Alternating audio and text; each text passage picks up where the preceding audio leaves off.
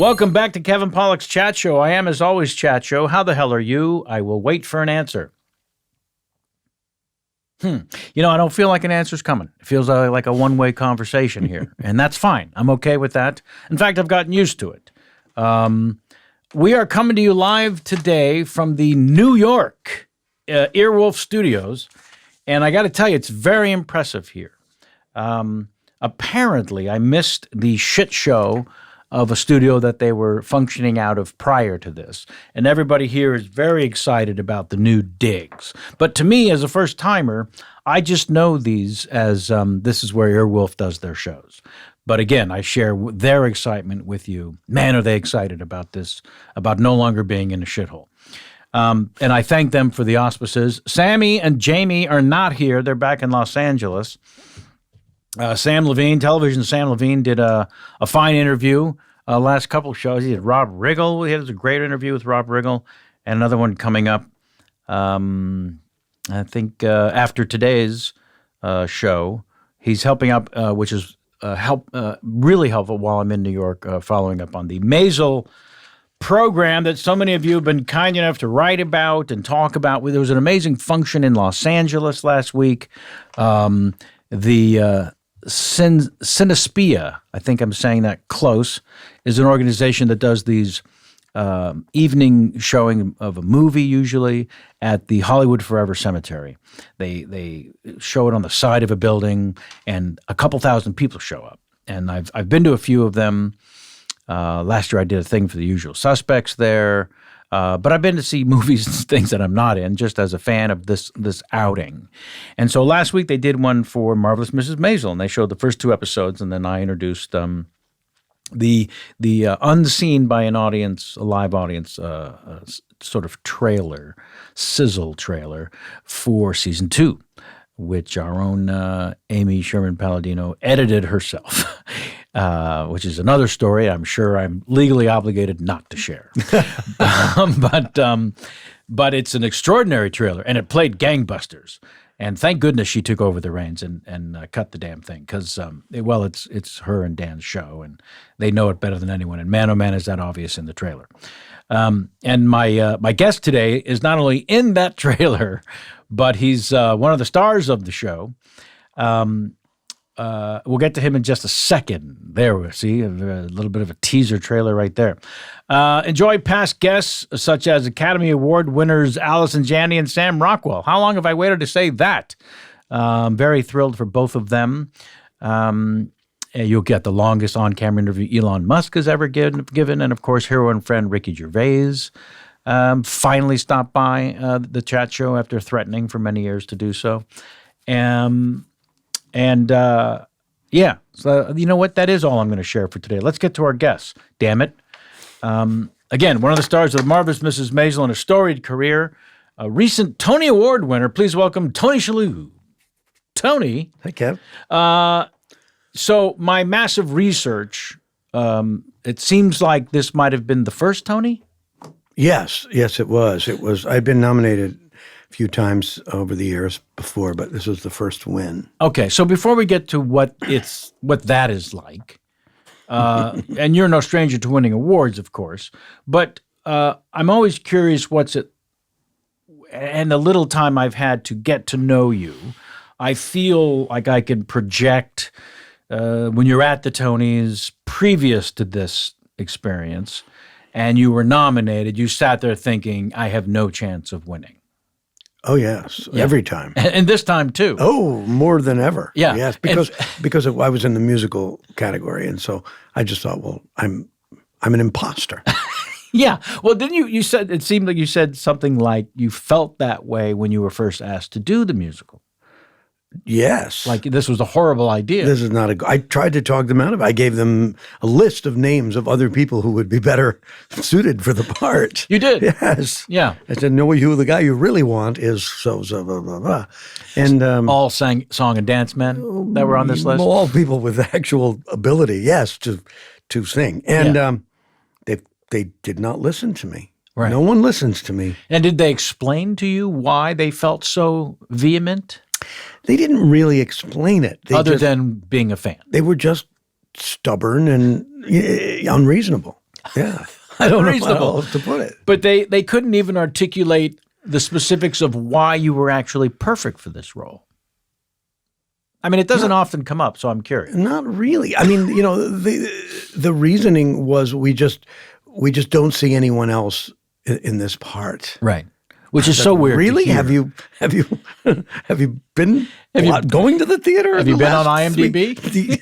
Yeah. Have you watched movies and television in the last 40 years? Yeah. We've both been gainfully employed for decades, but I don't know if you have a similar feeling to me in this moment of being cast. But usually when each offer comes in, I immediately go to the place of picturing a list of other people they could have gone to. Absolutely. I know it for a fact that's happened. Yeah. That's my first thought is, how many people did turn this down already? When I get hired sometimes I'll say, please never tell me who you went to first. Yeah. And they all say, no, you were our first choice. Yeah. They just lie right to your face. Yeah. And if they don't tell you, I won't mention any names, but there are a couple people out there who will tell you, when you've done something, whatever success has been, I auditioned for that. I turned it down. I mean, some actors just have that cruel streak where they just have to. Yeah. Yes. Won't mention any names. But I like to tell people, when it comes to these kinds of things, because some actors, when it comes to film, television, doesn't matter, or theater, they're what's called offer only. Yeah, sure. They won't go in a room and meet. They won't go in a room and read. They're offer only. And I always tell people, I'm audition only. That's my thing. Even if I get an offer, I was like, let me come in to the room so that you can see why you don't want to use me. Do you in fact physically follow through with that, or is it just something funny? No, I don't. I did it once. You actually? Yeah. I met with the director. Well, you're much sicker than I am. Well, here's the thing. I'll explain and tell me you wouldn't do the same thing. So after A Few Good Men, where I was the only unknown entity in the cast, surrounded by giant movie stars, so therefore I was the only one that the audience sort of got to discover who's this guy. Yeah. And the agent's job was instantly made easier because I went from auditioning to finally getting offers after that movie because it was such a juggernaut. So the phone conversations changed from me pleading to the agent saying, here's a couple of the projects where there's either an offer or there's interest in you. And as we would go through the list, he would say, and there's this great script you have to read called The Usual Suspects. And he said, they want you for this thing. And I said, well, who's directing that? You never heard of him. He's 25 years old. His name's Bryan Singer. You don't know who he is. Okay, great. Who wrote the thing? Yeah, never heard of him either. He's 25 years old, and his name is Chris McQuarrie. Well, who's in it? And at that point, it was just Kevin Spacey. And in 1994, Kevin Spacey was similar to you or I in the sense that he was a character actor auditioning for things and not an entity that people build a movie around. Or an alleged pedophile, certainly. He was just a working actor. I wish when I'd grown up studying and worshiping Bill Cosby, that in the liner notes they would have said, by the way. Yeah, would have been so helpful. If it's not a problem. Yeah. 38 people are going to come forward at some point. So, the point was every time my agent mentioned The Usual Suspects, I would say, what else is going on? Because, you want to know who's the director, who are the other actors, what are the entities, what are the elements involved in a project where there's interest in me. And he kept saying, you got to read, you got to read, you got to read. And finally I said, okay, I'll read it. And I get to page 5 and I called him and I said, I'm in. I still have a lot to read, but I'm in. And so good call. He well, sure. And then he follows up with them, comes back to me and says, Bryan Singer loves you, wants you to do this. And if you want to go in and talk to him about it, that'd be great. And I said, sure, I'd love to go and talk to him. So I go in and meet this 25-year-old, and he looks 17. And he says, I'd love you to be in this. The only two parts I have left are Hockney, which is the part I ended up playing, and Fencer, which is the part that Benicio del Toro ended up playing. And if you know the film, spoiler alert, I say, well, I don't want to play Fencer because he has no real function in the film other than to die to tell the rest of the suspects they can't run. and he's McManus's sidekick. He doesn't really have any impactful scenes or even dialogue. Right. Cut to Benicio del Toro steals every scene he's in. Every scene. So Brian says, well, great. Okay, so, I love you for this. There are 2 actors that I've already promised agents that I will audition them, but I would love for you to do this. So I'm driving home from that, and I thought, I don't like this sound. Yeah, I actually want to do this now. Yeah. And I feel like I've basically been offered the part, but 2 other actors are going to audition. But you don't know who they are. I don't know who they are, but one of them or both of them have an opportunity to blow this guy's mind and make him rethink his choices. Sure. So I called my agent and said, I'm going in. Set up a time for me to go back in later today. I'm going to go in and read this part. Clever. Well, Very clever. It was really out of desperation because I didn't want to lose it now. Very fine line between cleverness and desperation. Yes. Right? Yes. So did I'm always interested in any moment where, because there are so few, it seems, we take the reins of our lives or careers and make a bold move like that.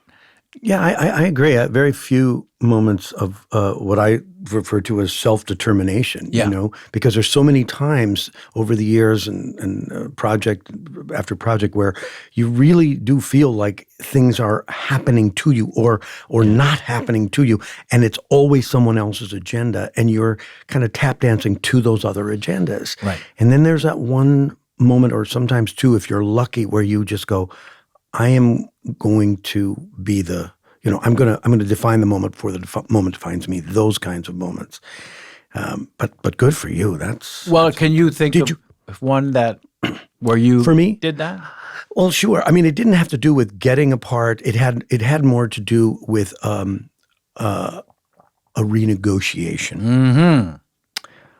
Which are big fucking moments. Big moments that are, when you got to put on your big boy pants, and you have to come to this point of letting go, of being okay with letting go. That's right.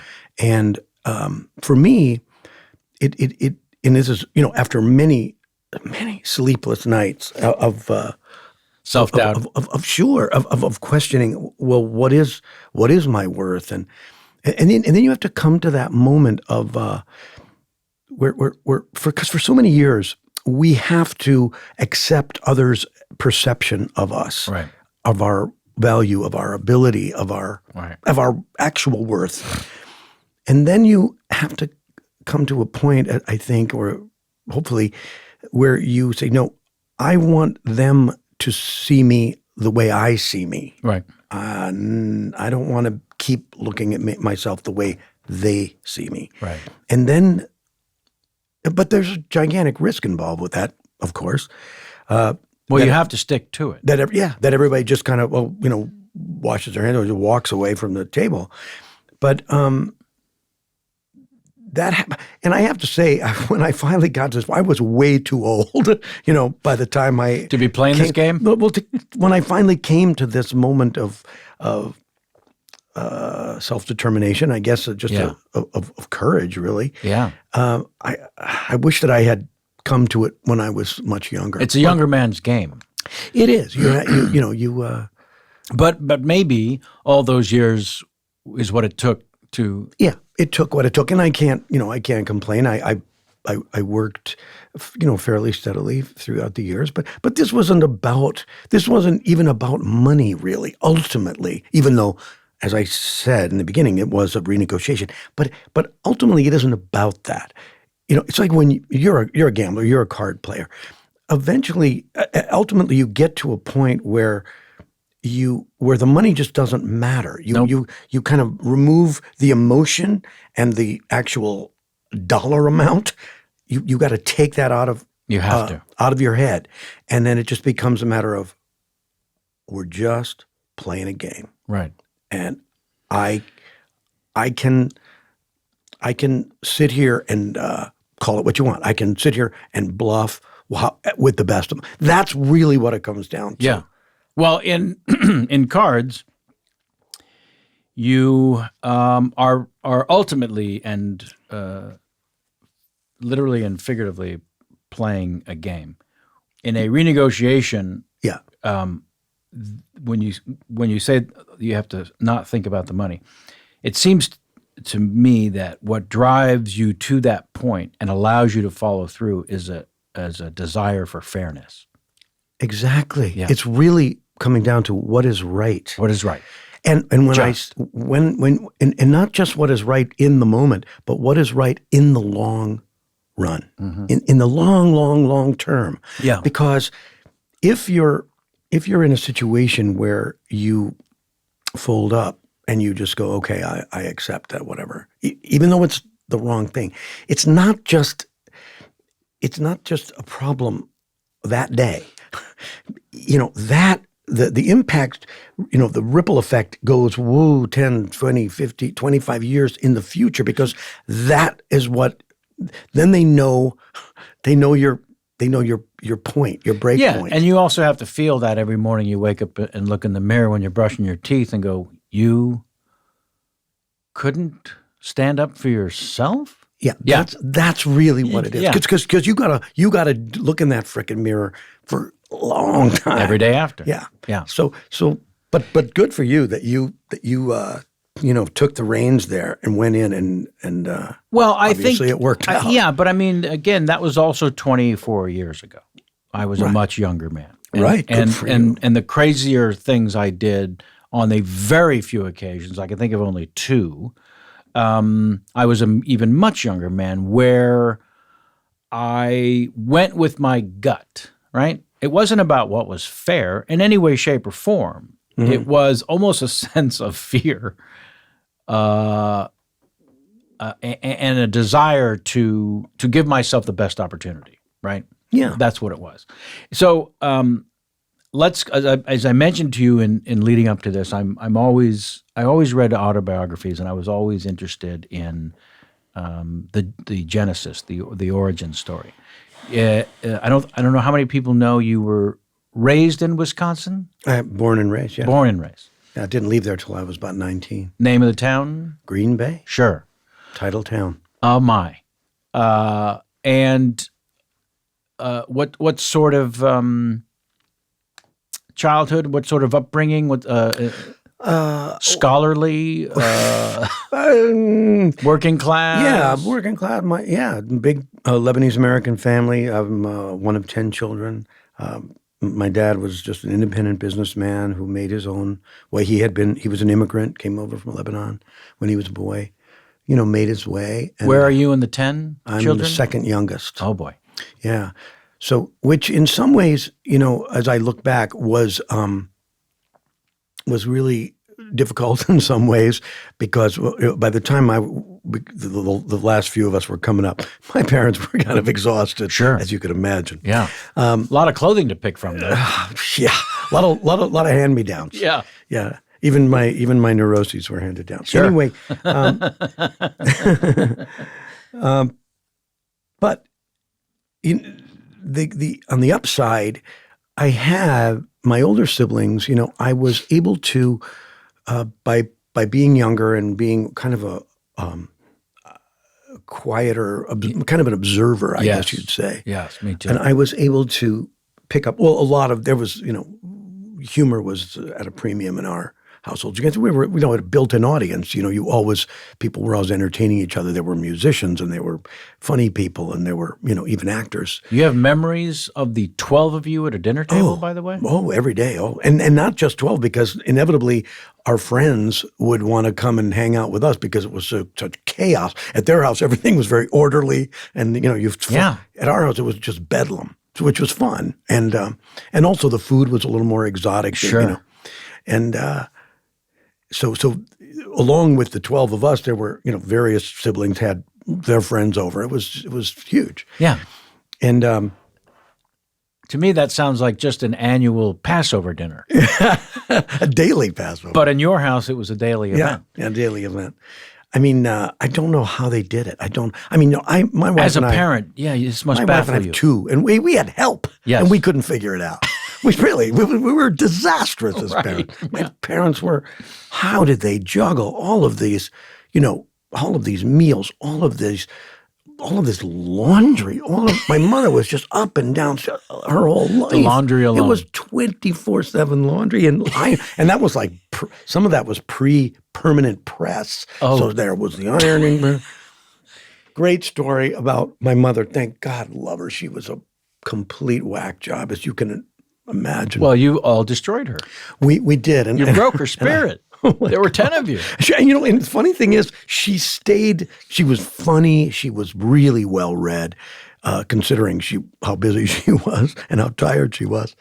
But she was riot. She had her own kind of language. She would make up words, and she was like making Halloween costumes. I mean, this woman was a phenomenon. Sure. But she was a little dingy, too. You Had to have been. have to be. You have to be just to keep a sense of humor about this Right. shit.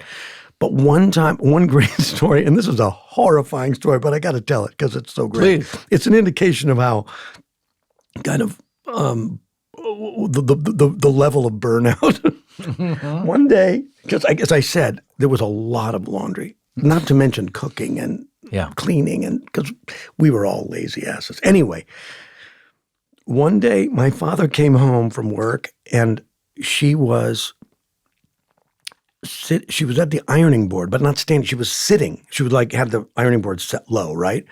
Pile of ironing to do. But her feet, she was always on her feet. I'm just so horrified to even say these. So she's soaking her feet in a pan of water. That's right. Ironing with the iron plugged into the wall. Okay. I mean, a little suicidal. My father was like, "What?" Get out. But she was just kind of like zoned, trying to multitask, you might say. Oh God. You're how old? What? You're how old when that? I was probably 7, 8 years old when that was going on. Oh my God! But just a small example of how beaten down. Yeah, and it's just a woman who just was so great. It's just like so adept at so many kinds of things, but couldn't drive. Never drove. Never was terrified to get behind a wheel. How the kids are getting around on bikes? Well, we lived in a town where you could walk to school, walk down. We were 6 blocks from downtown. Wow.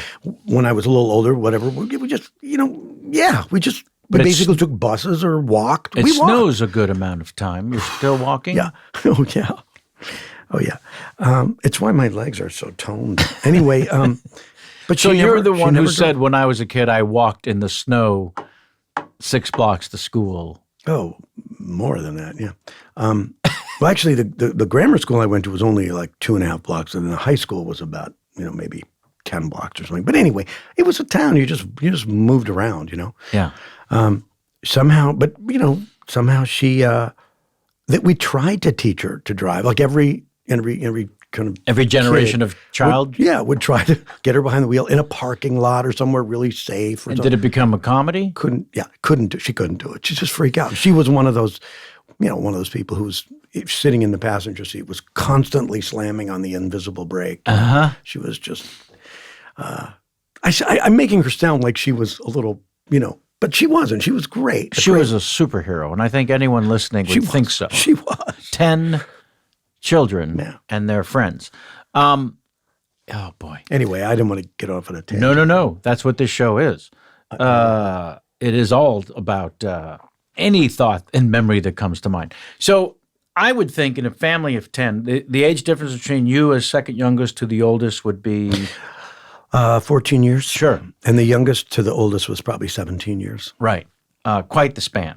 So you would see older siblings go off to the world outside of Green Bay. Oh, sure. You go off to school or go off to pursue a career or get married and have children and whatever it was. And they would come back.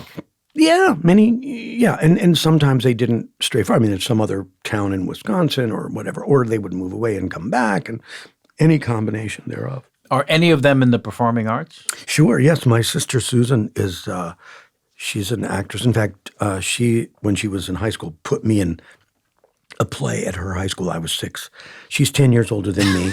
You were 6? Yeah, I was, high school. Because they needed Baby Jesus in a play? I played Baby Jesus when I was a baby, but this was The King and I. They needed kids. Oh, yes, of course. I was a definitive Baby Jesus, by the way. Uh-huh. But this was King and I. Anyway, so we were kind of wrangled, not really asked or anything. Sure. Just recruited. Right. But But yeah, she's an actress, and still, she's on Stranger Things, actually. oh my goodness. Yeah, she's plays Flo, who is the sheriff's, secretary on Stranger Things. I did not know that was your sister. Susan. That's Shalhoub. crazy. Yeah, she's Well, she's marvelous. she's amazing and a wonderful stage actress too. Been on Broadway, the whole thing. And so when she would put you in a play when you were 6, that had an effect that lasted a while, I would think. Well, it's funny. I've thought about this a lot, and I've told that story. People say, "Oh, so what was the first thing you were in?" And blah blah blah. And I go back to that story, and I've given this an enormous amount of thought. But that was just something that we did so many things when we were kids. Sure. We played sports, and we did this, and we had hobbies, and we tried this, and I often wonder how come that one thing stuck. Yeah. And I'm thinking now, in retrospect, that maybe it wasn't just being put – because my brother, we were then a couple of years later, we were put in another play at that school. And my brother, who's about a year and a half older than me, he and I did it together. It was Carousel, I think, and they had kids, whatever. And he didn't become an actor. Nope, no interest. I wonder – so then I had this other kind of distant memory. I mean, now I feel like I'm talking to my shrink. Sure. But that happens also. that wouldn't be the first time you and I have had that conversation. That's right. Or you sat across from a Jew with a beard. Oh, God.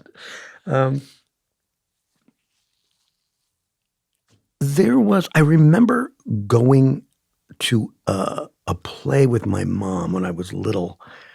And it was either a community theater play, because there was no professional theater there. No. There was either academic theater or community theater. Yeah. You had to go to the big city to see real, professional theater, Milwaukee or Chicago. Anyway, I'm not sure if I went.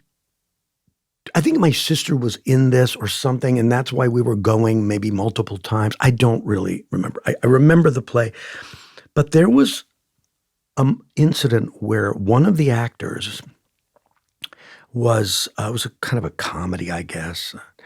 One of the actors had a fake mustache, and during the course of this very animated scene, his mustache loosened, and it was sort of flapping for a few minutes, and it was becoming pretty obvious And hilarious. And at some point, it really got loose, and he just pulled it off, and ad-libbed to the other actors. And furthermore, you're going to buy me a new mustache, or so. And the audience loved it, and because he was just trying to play the moment, and it was obvious that it was a mistake.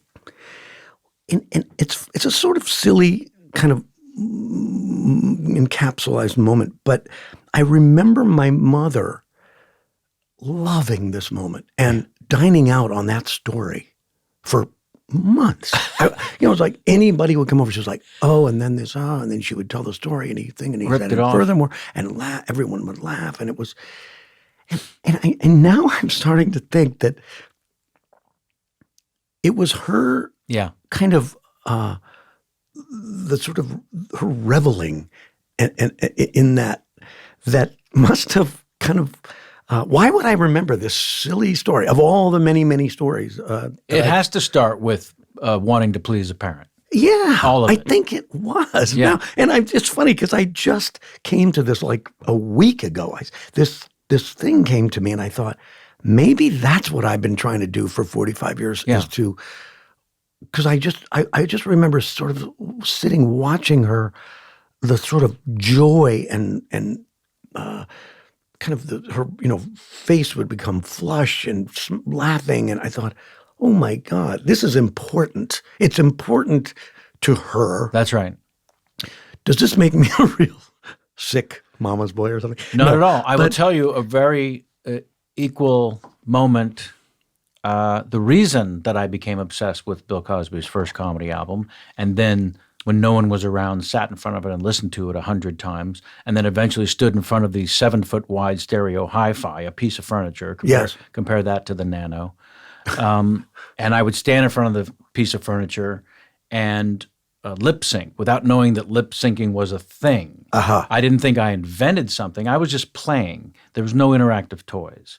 It was 1967. Sure. So I'm standing in front of the stereo hi-fi, and I'm the one telling the story as I lip sync to Bill Cosby's routine about Noah and the Ark. I remember it and well. My mom comes in and catches me doing it, literally, quote unquote, catches me is how I felt. And her first thing is, you have to do that for the Zuckers at Passover. Oh, wow. So that's a family member, cousins, where we're going to gather as a family of 50. And she's just announced, first time seeing me.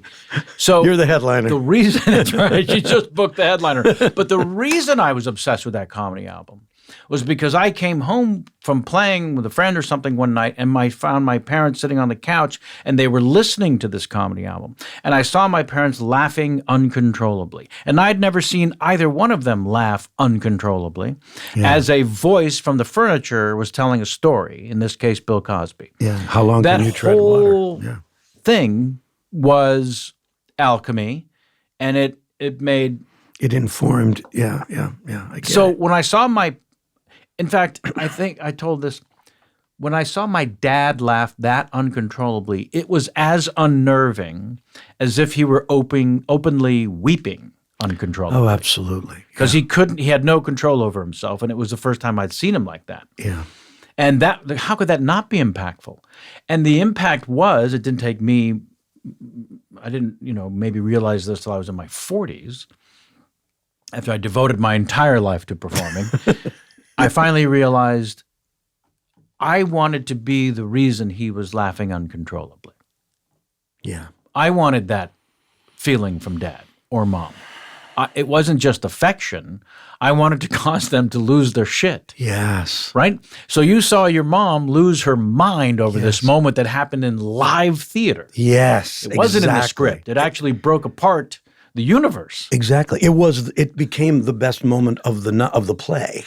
And one of the most memorable moments of your childhood. Yes, exactly. In a sense. Yeah. So how wonderful that you came to that realization as well. Mm-hmm. But it has to be, over the years you hear friends, and maybe you were one of them, who said, I got into the theater program because there was this pretty girl in the theater program at college, and I was just really sort of pursuing her. We've all heard that story. Yeah. It is the affection from someone else. It's not even our own design that kickstarts these things, right? Right. That's right. But there then has to be a point where you cross the line, where you go from maybe infatuation to desire. I'm going to try this. I gave the Suspects thing. I went from infatuation with this script to, fuck it, I'm going to put myself on the spot here because I want this thing. Yeah. Right? So where are you in life when you decide that I'm going to give – I need to not just be in a play because my sister put me in it, but I would like to be in a play to see what the hell's going on. So you're asking when did that happen? Was there? Yeah, it must have been a what's today, Wednesday? Geez. Because you really do sort of put everything on the line when you audition for a play the first time as a young man. Even if it's just your own embarrassment, you're still risking that. Was it college? Was it high school? Were you auditioned for a play? I did some plays in high school. Godspell? No, I wish. Jeez, we aspired to. Right. I actually did this. I've told this story before, but it's worth repeating. I went to a public high school in Green Bay, and at the time, they were doing. I think it was my junior year. We were doing "You Can't Take It With You." Wow, famous Moss Hart, George S. Kaufman play, which every high school probably did. And we didn't have any blacks in our high school, but there was a part of a black man and woman in that play. So someone had to go in blackface, as it were. Let's not call it that. Let's not call it blackface. It wasn't. It wasn't exact. It was very dark makeup. That's all. Yeah. Yeah. But I was the likely candidate. I was being slightly swarthy, and having curly hair, and sure, why not? And no one else would humiliate themselves, or to. But also, how old are you? How old am I? When this happened? 16. Okay, 17. so there's no guile. There's no No. sense no. It of was this just like, might be wrong. we It's- want to cast yeah. this part, Right. and we, who wants to do it? It was The teacher didn't know funny little part. it would be offensive. There was no sense of that. Yeah, it wasn't really. We need someone to play these characters. Yeah, and so, and I wasn't, the only one, because there was the part of, I think it's Reba or whatever her name is. This other woman who was not ethnic like me, she was game and I was game. It was like, hey, let's just do it. We're not, doing a kind of Jolson-y sort of thing. We did it with whatever dignity we could, muster doing it. But You took it seriously. but I took it seriously. Yeah. Yeah. Didn't send it up. We didn't. No need to. Were you assigned these roles or did you audition? I think in that instance, I was assigned that role. Right. Yeah. So you're in high school and you're part of a drama program. It was just who wants to be in a play? I don't know if it was even called the drama club. It was just who wants to do a play. And There's a I sign-up liked sheet. it. You sign up, whatever. Yeah, exactly. And some people read for certain parts, and it was, it was fun. But in high school, it was, again, more like a hobby. We were doing this. I was doing that. Sports. It was just some other Something thing to to do, and Right. it was fun. And I thought I had I could fake an accent here or there. Why not? And I wasn't that good a student, so I was trying to distract from my shitty Same grades. here. Same here. For me, it was a lack of attention. Yeah, You had to really work hard as a teacher to keep me interested. Yeah, They weren't exactly. working hard at all. No, one or two maybe were. Yeah. But so anyway, I did a couple in high school, but I don't think the penny really dropped then. I think I got into college, and then there was actual classes for acting and for Yeah. directing, and there was a program, and there were teachers who were professionals who would come back to teach, and then I thought, ooh, wow, this is a thing, and people really you can do this, you can focus on this. That's a decision. But even then, I liked it, and I was interested, and I got better grades doing that than doing anything else. But even then, I didn't really quite believe that it was viable, Right. a viable job or career. Right. It's not like growing up in New York or San Francisco or LA, where there's professional theater and you go when you're a kid, and we didn't do that. No. No. Not in Green Bay. So it's probably late college, and then when I got accepted into the Yale Drama School, I had to audition to get into that. And But before you audition to get into Yale Drama School, there has to be a process by which you say, I'm going to give this a shot. yeah, well, Because that's a commitment. yeah, and there was a woman in my college. I went to college in Maine, in Portland, Maine, and there was a woman a year ahead of me. We had done some plays together because we overlapped a few years. And then she graduated a year before me, and she, a terrific actress named Marianne Owens, still working all the time in Seattle, she auditioned and got into the Yale Drama School. And I didn't even know there was such a thing. I was so in the fog at this point. But she encouraged me she thought this would be a really good place, and she encouraged me. So I followed in her footsteps and was fortunate enough to get in. And then then it really started to feel like, oh, wow, now I'm with these other students I'm with. These people are good. And Devoted. They are serious. And it was a first competitive environment I'd ever been in this kind of, it was cutthroat, Sure. And that's a different aspect to just fucking off. It was now it was work. Right. You had to work. This is going to be a career. Full immersion. Not just, I'm going to learn some lines and act, mince around a stage. This is, movement classes, stage combat, voice classes, blah, blah, blah. It was like, pressure and Competition. yeah, which ultimately is a great thing because That's what show business is. Exactly. And it's like you've experienced this too when in all the films you've done, and you learn the most and you grow the most from those other people you're working with. Even though the faculty was great and everything, it was those other students that were really, bringing us. We were bringing each other up and raising the bar. It's like, hey, I want to keep up with that guy, and that girl's amazing, and how can I compete and stay, get to that level, right? And someone influences and sets a bar that looks exciting. Yeah. And also, even though it was competitive, I have to say, too, it was a lot of support from those other people, too. We tried to support each other. And yes, we were competing, but I don't think there was a sense that we wanted to see the other fall or fail. It's like if everybody does well, then we're all, we all just can be I want to think that's true anyway. Yeah. Well, it was true in the stand-up comedy world that I came up in, where there was immediate conversation about a sense of camaraderie, but also a sense of competition at the same time.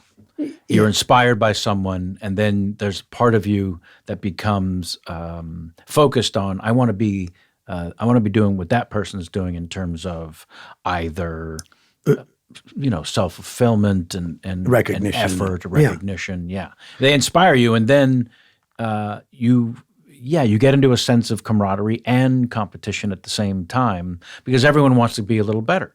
Yeah. Everyone wants to improve. And I always try to focus on the fact that the class I came up with, there was a lot of diversity there in terms of types. And we were competing, but I wasn't going to get cast in the thing that guy was going to get in the real world. He was going to do a different thing, and he would be looked at a different way. And I guess because of my swarthy good looks, there was a little bit of a different. I was in a different. I wasn't directly competing for a lot of those things. Sure. Yeah. Well, things changed since the Kaufman and Hart. Yeah. And that's right. And that story that you brought up in terms of being back in high school, you and the other actors were going to portray the African-American characters. Yeah. Well, only because we didn't have those in our our school at that time. Right. It was a random thing. It wasn't that it was they were not allowed. It was just But there was a sense of challenge. The demographics. I mean, there was a sense of, I would like to make this work. It's funny because now that you mention that, because I almost felt like I that was kind of a pattern that developed in my work too, in academic setting, and I was sort of doing that part that either no one else wanted to do, or it was that sort of off-center weird thing that maybe was a little more challenging. And I thought, I don't know. That's how I always found myself in that position. All right. Well, there's a seminal moment to me as a fan of yours, which was your work in Quick Change. Oh, God. Yeah. There was. I mean, look, it's a flashy role, no matter who plays it, because the character has to be frantic almost from the moment we meet him.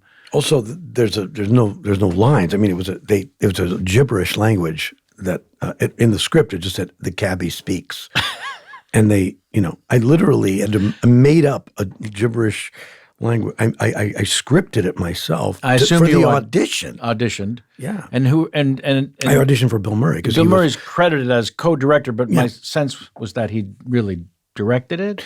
Or was it two guys? It was two guys. Okay. It was a writer and Bill, but also I think the DP also kind of directed it too. Sure. Chapman. He was brilliant, great DP. But while you're auditioning, you scripted it all out. Well, I had to because you can't just kind of make up sounds. Improvise it sounds gibberish. Lame. So I actually thought, well, if I can get a kind of consistent feel to it, they didn't want it to be any. They didn't want it to sound in any sort of specific ethnicity. they wanted it more kind of a mishmash, generalized thing. But And you had been in enough cabs in New York at that point.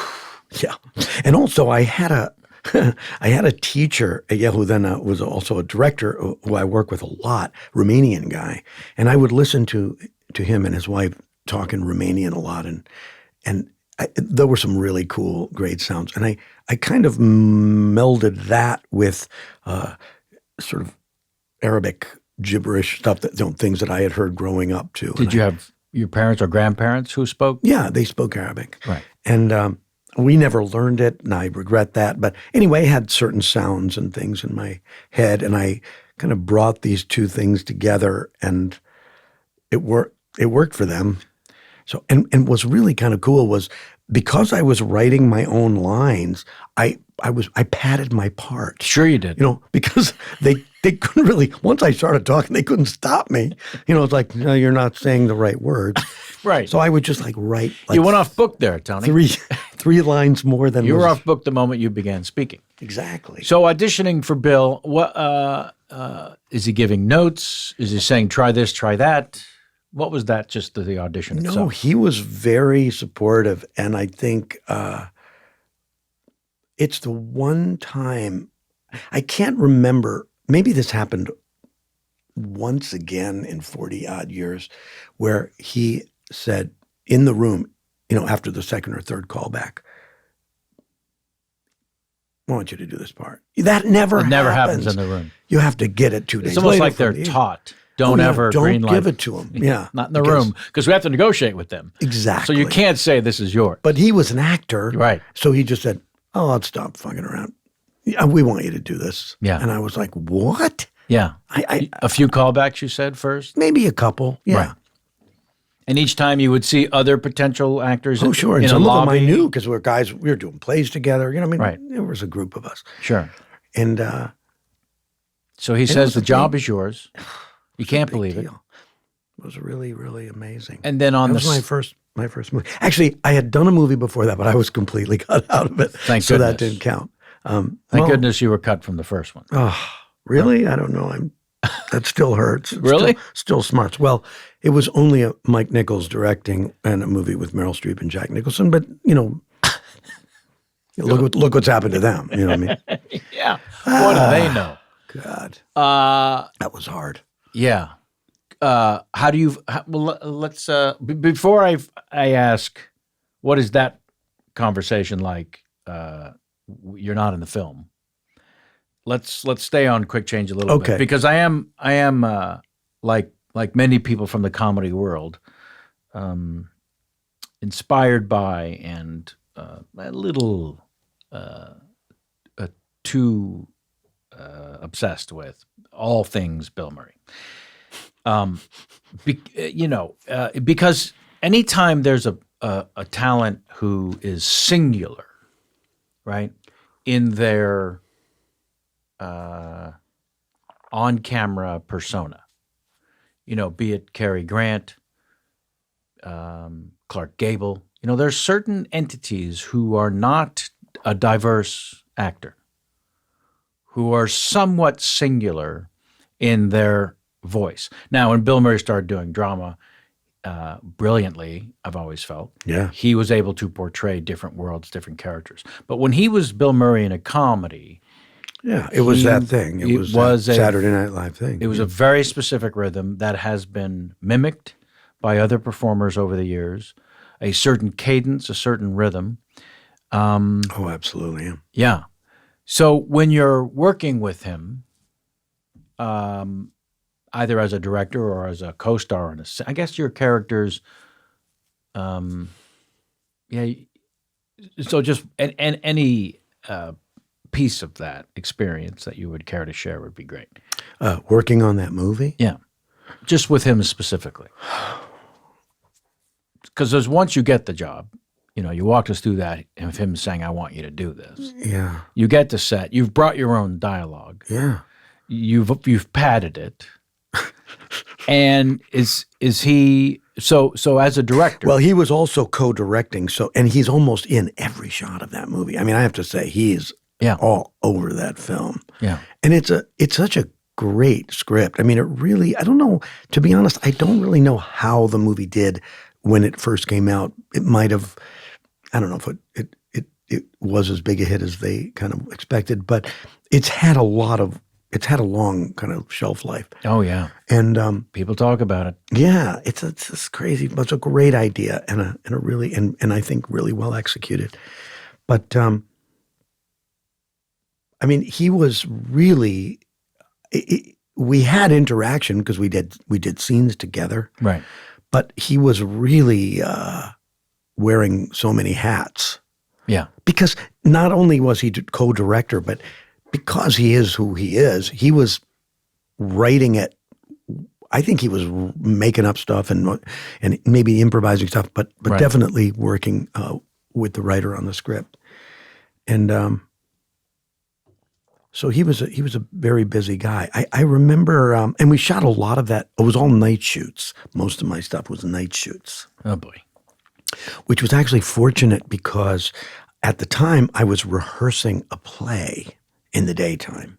So you didn't sleep. Fantastic time. No, I slept 5 hours a night, but I was young and it was, Sure. I was like, oh my God, I'm living the dream. Yeah. Well, you were. You would think that it can't be done, but it was fantastic.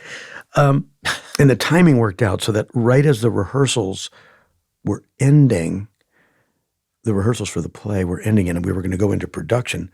That's when the filming was wrapping up. So I was then able to go and do the play in the night. And Right. it was just phenomenal.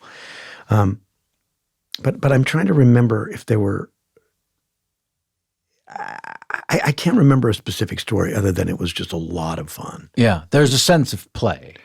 Gina Davis, Randy Quaid was the other guy. And, Yeah. And also there were so many actors. Stanley Tucci was in that movie and Jason Robards. I mean, Jason Robards was a gigantic hero of mine. Sure, of course. A god. From my time I was very, very young. So the fact that I'm actually doing a scene with this man, I mean, that was the big takeaway. Yeah. And I'm sure you've had that experience where you're in a movie and you're just, oh my God, you just cannot believe that you're There's sharing icons. a scene with these, like Walter Matthau. I work with him. Just, oh my God. Walter Matthau, Jack Lemmon. That was like showing up at Mount Rushmore, and then they came off the side of the mountain and got him to. And they were in a scene with you. Yes. Yeah. And treating, not just being in the scene, but treating us, as equals, not being weird and not being kind of standoffish and, that star thing. Just, hey, let's talk. Let's make this work. I just love that. Yeah. All right. So I told you I had a. I mean, we feel like we've been talking a long time, haven't we? It's fun. It's just a conversation. Wow. Come on. It's great. An hour's gone by. No. Oh, not kidding. really, but close. Because I came up in the stand-up comedy world. I was successfully able to avoid the theater because it just wasn't my schooling. It wasn't my. It wasn't your venue. I get it. Yeah, for sure. And so consequently, I am fascinated by those who have sort of devoted their life to it because there is a certain sense of magic that happens on stage, as you saw when the guy ripped his mustache off and what it did to your mother and what it ultimately, seed was planted in you. So, and I've talked to a few actors about the sense of the process, but walk me through, if you don't mind, just a little bit of what it actually means to you at this point to do 8 shows a week. Just the actor's life while doing the theater is you work at night for a couple of hours. Once you're past the rehearsal process, you're doing the show, and let's say you're in a 3 to 4 month run. And the next 3 or 4 months are mapped out, and this is what your life is going to be. How long does it take in that run for you to relax during the day? Because as a comedian, if I have a very important live show that night, I'm thinking about it. It's a one-off. Of course, yeah. But I don't have a sense of what it's like to do 8 shows a week for 4 months.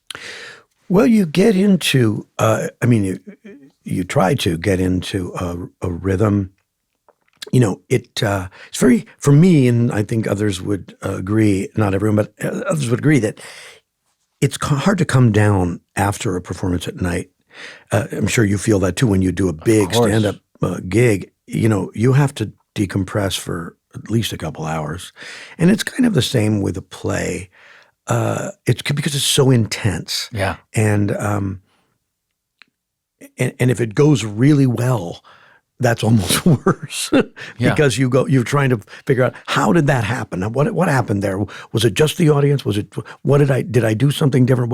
And so you're processing. And if it goes badly, you go, I gotta do better tomorrow, blah, blah. But so there's that decompression period. You're up for a couple hours either way. Yeah.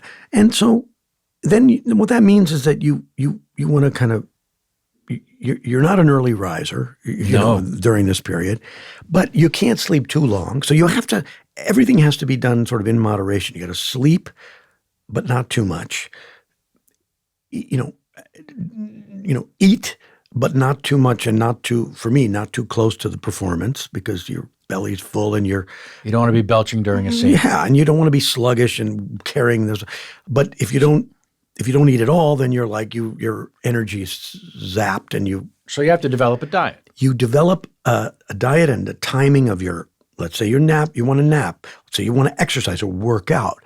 Okay, you can do that, but not too much and not at the wrong time. And usually when I do a play, I tend to not drink a lot. I tend to even go off coffee because then my energy because you have 2 show days. You don't want to spike your energy and then crash, which coffee does to me.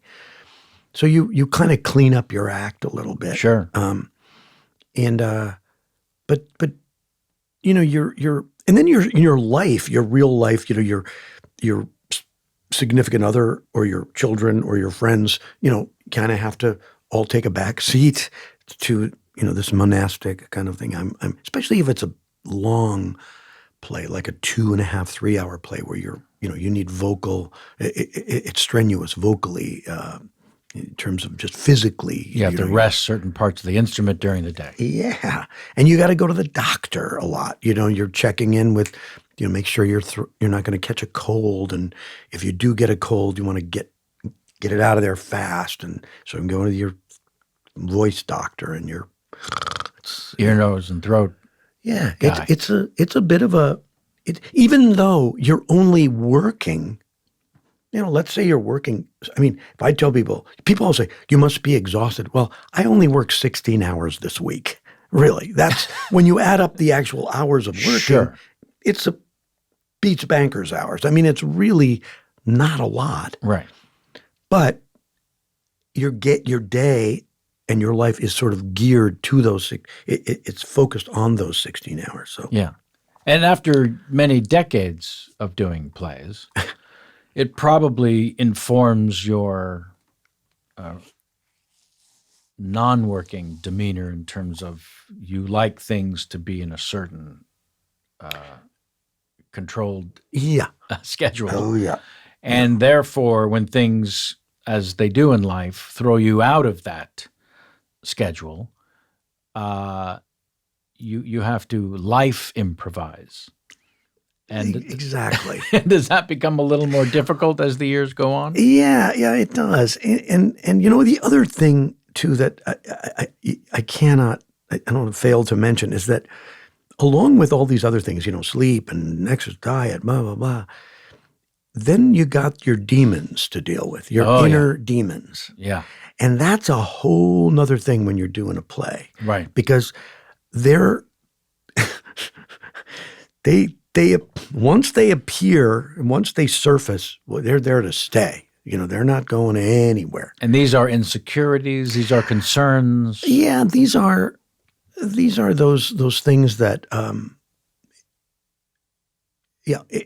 any given day, am I going to crash and burn, and am I going to really truly Doesn't matter how successful it is. Doesn't matter what the reviews are. Blah blah blah blah blah. I don't read reviews, but It doesn't, People tell you it got good reviews. You hear that. of course, or it didn't, or they Right. don't say anything, which is bad. That's clear. But Clear indication. You have the demons, which are your daily, the daily tug of war. I'm sure you feel them. Why am I doing this? I'm a piece of shit. Who am I kidding? Yeah. All of, those guys. And it's so funny because I see it in other actors too. I see them struggling with it. And you try to talk them off the ledge, but they don't really. No. They know that you're struggling too, so it's futile. Yeah. But I, in a way, I don't. I think that's the biggest. That's the biggest struggle. I think the biggest problem is how do we get out of our own way Yeah. and just sort of focus on stay in the present. and Be focus on the present. work. That seems to be the Huge. biggest lesson that life has taught me, which is really stop being result oriented and enjoy the journey because it's all that matters. Yeah, it is. It really is, and it Because as I was saying to the other fella, you may have heard, when you get to those moments of success and you think, "Wow, this is it," and then they come and they go.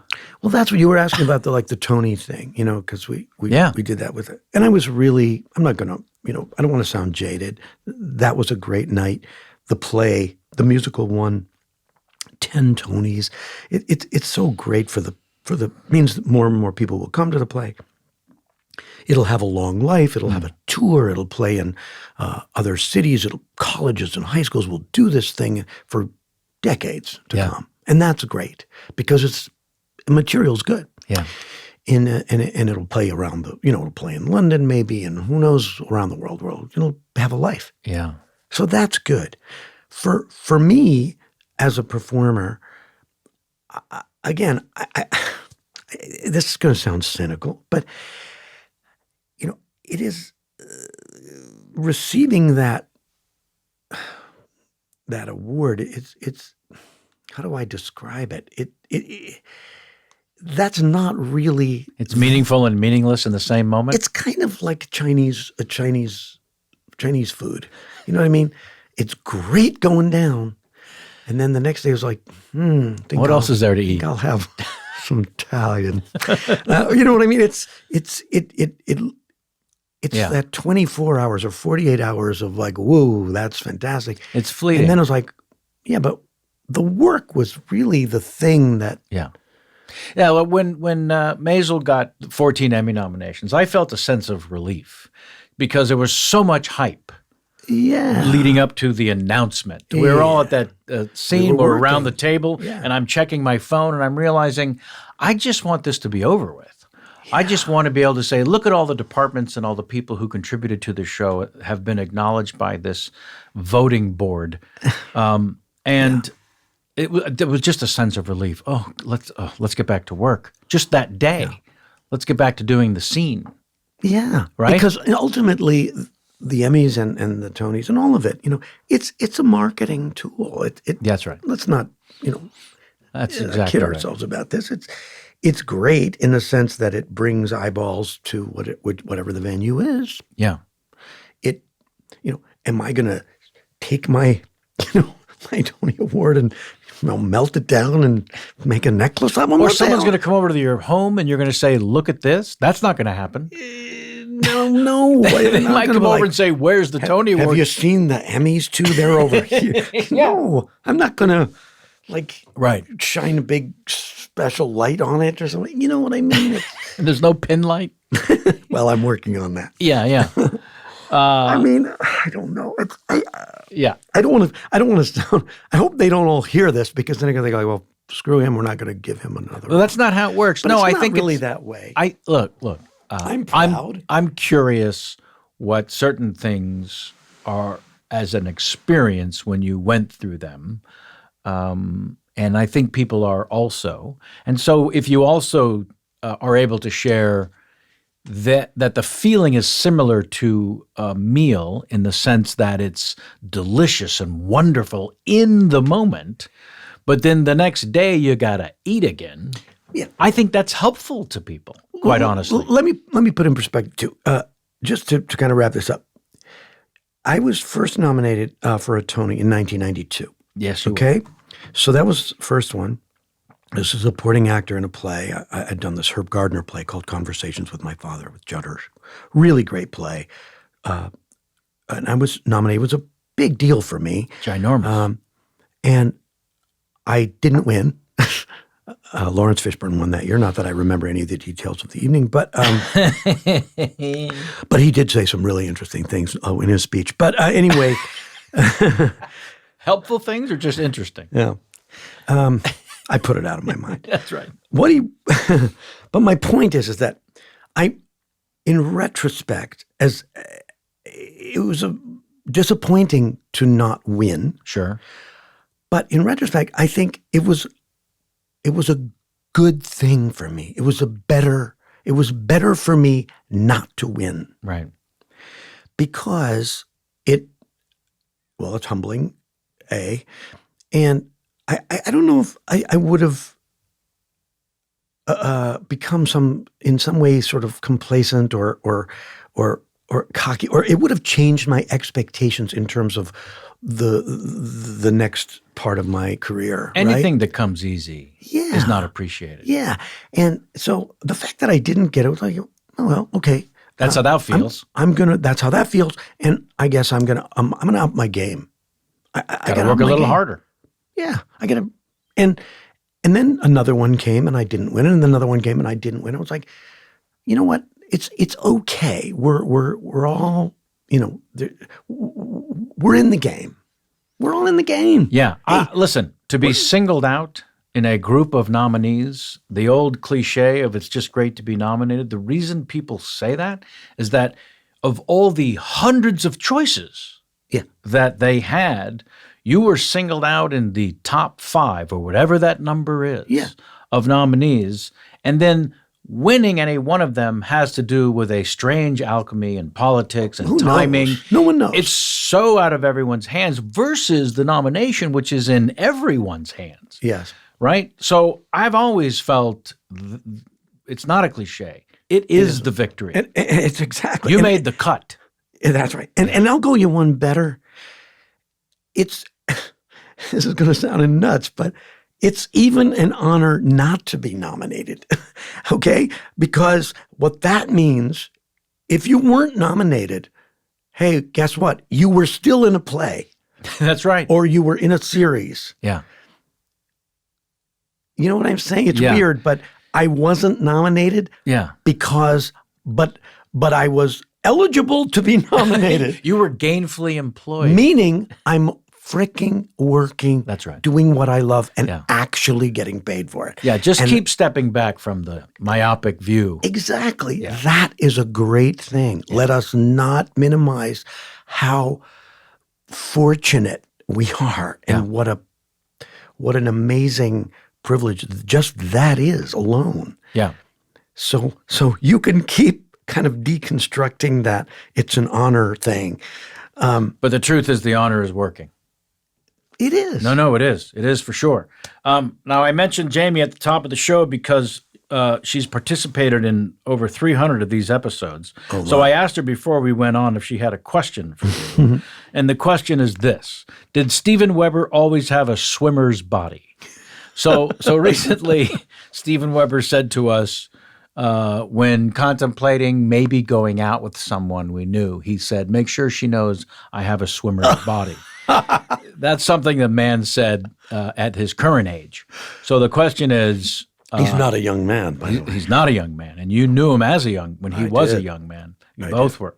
So did he always have a swimmer's body, do you suppose? He really did. You know, I got to tell you, I used to go to the, when we were doing Wings, Tim Daly and Steven Weber and Thomas Hayden Church and I used to go to the Paramount gym. Oh, sure. Because when you were working at Paramount, you had access to the gym and it was fantastic. And And the four of us, and I was older than all of them. I'm not going to lie to you. I'm older than them. Not by much, but go ahead. Okay. But we would all go to the gym together.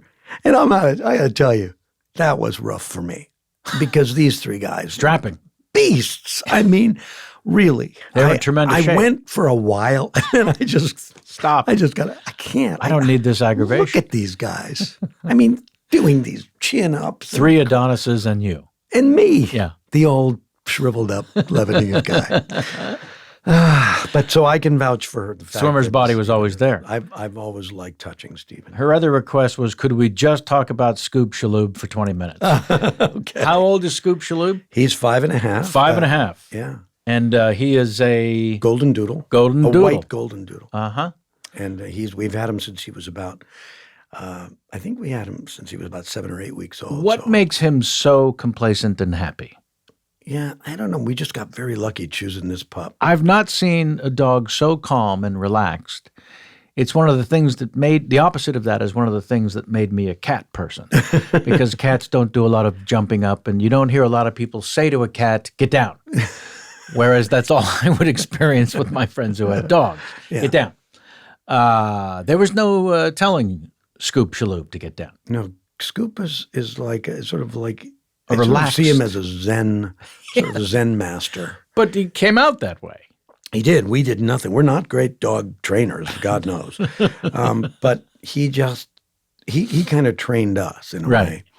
And it's funny. He's got those eyes. You know, he's like a god. One of my friends he's a god. His face, because you look at him and then peace comes over you. And that's pretty amazing. It is, and things don't seem so bad when Scoop's looking at you. And my understanding is that he, unlike you, is offer only. Yeah, he is. Okay. Now it's time for a portion of the show we call Ask Kevin.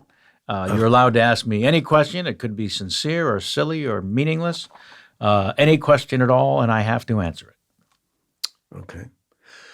Well, you know, apropos of our conversation, how likely is it that you would consider for you to be considering doing a play in New York, and like on Broadway, off Broadway even? Yeah.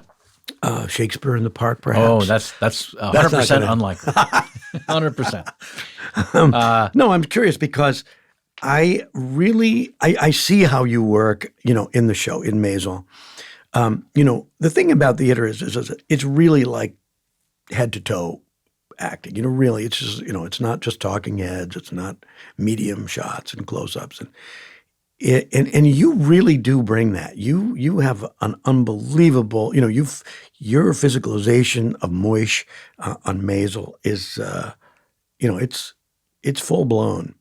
So, and I really feel like, you know, and you have such a great sense of play, and also you're a very generous actor. You know, you really do focus on. I'm not just blowing smoke here. You focus on the other performers, and I just think it would be a really good idea for you to consider getting into, you know, a play that you really show off your chops. Okay. So thank you for all of that. And I will add to the you're not blowing smoke. I've seen you rarely give out a compliment. So I take all of that to heart. It's true. But I'm also someone who knows I have more than one take. Even though I'm only, in my mind, my work is usable in the first 2 or 3 takes, and then I'm no good because I just hear myself acting because I've had no formal training. So I'm very present as an actor. Well, that's works on stage, and you know, and you say, but my concern you is like just having the more than one one take. But you do, in a sense, have more than one take because you get to come back and 8 takes a week. Yeah, and you know, and there's a lot to be said for that because. Right. So when you go up, and also you're not. Remember, when you're doing a play, yeah, it's even different. It's different from stand up because stand up it's just you. You got it. You know, it lives and dies on your making a moment crack every waking moment. Right. Yeah. But even in TV, you know, it's like, okay, well, it's your coverage. Sure. So, but in a play, no, they're not looking at you every second. That's right. So it takes a while to get past that. You're sharing that, you're sharing the burden, if you will, with other people. So you can have a funky moment. You can have you can even flub a line and have even an untruthful half a second. And it's not Nobody going knows. to read the way it does when you're doing stand-up and when you're on film or TV. So you can, it's like a boat on the water. It's just a large boat. More is being displaced. So you don't have to worry second to second about screwing up. I think I would love the camaraderie for sure. Yeah. I would thrive during rehearsal. Yeah. And then I would ultimately get comfortable on stage at some point, and then I would become Bored? bored. Well, well, hey, that's what being an actor is about. But you aren't. I don't think you would be bored. I'm kidding. I would be enthralled. Listen, Because it changes. Right. People on the outside think, "Oh my God, I couldn't do that day in, day out." It's so funny. I said this to my dad. My dad, when my dad was alive, we were having this conversation, and he was saying, "So what's it like?" He didn't really see me have great success, but I was a working actor. Yeah, you were. At least before he passed away, and we were having a conversation. He says, "So what's it like, when you're doing a play, blah, blah, blah." We were having this thing. And because he wasn't really a theater guy, frankly. Sure. My mom was. He said, I said, "Oh, it's good. It's all right." But then there's the repetition. Sometimes when you're doing a long run, you're saying the same words day after day. And so that's challenging. And sometimes you have to really fight the thing. And that's the part that's a little challenging. He goes, "Hey," he said, because he was a salesman. He said, "What do you think I did for 25 years? I went into stores and I said the same things to the same guys." Wow. And I went, wow, amazing. Yeah. He said, "That's life. That's business." And he had to make it seem like it was the first time he ever said exactly it. Every time. I got to sort of make it fresh. And I was like, "Oh my God, that's what I have to do." Your dad wrote a monologue and performed it. That's right. On a daily basis. To the same audience even. At least I get a new audience. Right. Crazy. Yeah. That's kind of beautiful. Yeah. Thank you. I don't know that we've had such a good Ask Kevin in a very, very long time quite like that. And now it's time for Kevin's Pop Quiz. Between 5 and 15 points possible for each of the following 3 questions. What do I get for Once the final score is tabulated, it will be posted on our website along with the current standing among the top 100. Are you ready? Question number 1. Keith David or David Keith? I'm trying to remember which is which. Oh, God. Keith David or David Keith? Keith David. That's correct. Question number 2. Carl Weathers or The Weather in Carlsbad? Carl Weathers. That's correct. Last question. Steve? No. That's right. 3 out of 3, Tony Shalhoub. Just like that. Oh, I can't thank you enough. Thank you. If we didn't have... Thanks for dinner last night. Oh, that please. That was great. marvelous and lovely in a wonderful really restaurant. Good. You didn't have to treat me, but thanks. I hope you weren't disappointed that I didn't put it out after. No, listen. You will definitely hear more and more about how I treated as the weeks come. If we didn't have a play to go catch, we'd continue this conversation. But we have just enough time to leisurely walk to the theater, and we will. Thank you, pal. Thank you. That really was great. Now, please sit there uncomfortably while I wrap things up for the folks at home. That's what it's like to spend a little over an hour with the Tony Shalhoub, the Tony winning Tony. That's what I like to call him when he's not in the room. And write to us, won't you please, at kpcsfanmail@gmail.com, KPCS, as in Kevin Pollak's chat show, kpcsfanmail@gmail.com. Let us know what you think about this and any a portion of this particular podcast. We love to hear from you. Write to us and write about us. Let us know what you think of the show by going to the various places that you listen to the podcast and writing a damn review. We read them. Oh, yes, we do. When I say we, I mean the people I've paid to give me feedback on my failures and very few successes. We now thank Casey, our engineer, to the stars here in the New York offices of Earwolf and all the auspices provided in these new and exciting venue here in New York. And upcoming guests, none of your damn business. Write to us, kpcsfanmail@gmail.com. Kurtwood Smith is an upcoming guest. Yardley Smith is an upcoming guest. We do have some exciting ones now that I think about it, and many others. We'll follow up with you when I know more about those in specifics. Until next time, and as always, get out of my face.